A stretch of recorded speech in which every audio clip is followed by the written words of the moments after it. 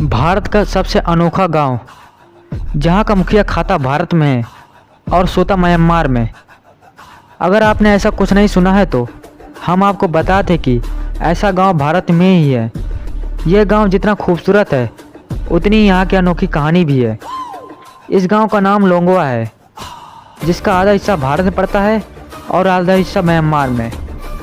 इस गांव की एक और ख़ास बात है कि सदियों से यहाँ रहने वाले लोगों के बीच दुश्मनों का सिर काटने की परंपरा चल रही थी, जिस पर 1940 में प्रतिबंध लगाया गया।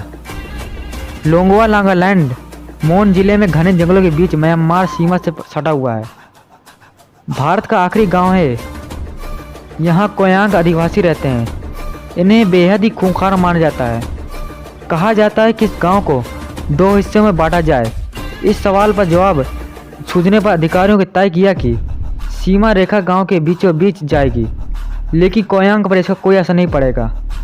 बॉर्डर के पिलर पर एक तरफा बर्मीज, जो म्यांमार की भाषा है, और दूसरी तरफ हिंदी संदेश लिखा हुआ है। कहते हैं कि कोयांग आदिवासियों में मुखिया का प्रथा चलती है। यह मुखिया कई गांव का प्रमुख होता है। उन्हें एक से ज़्यादा पत्नी रखने की छूट होती है। फिलहाल यहाँ का मुखिया है, उसकी 60 बीवियाँ हैं और भारत और म्यांमार की सीमा इस गांव के मुखिया घर के बीचों बीच पड़ती है।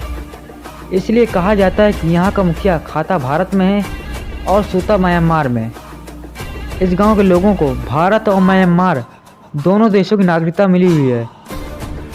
वो बिना पासपोर्ट वीज़ा के दोनों देशों की यात्रा कर सकते हैं।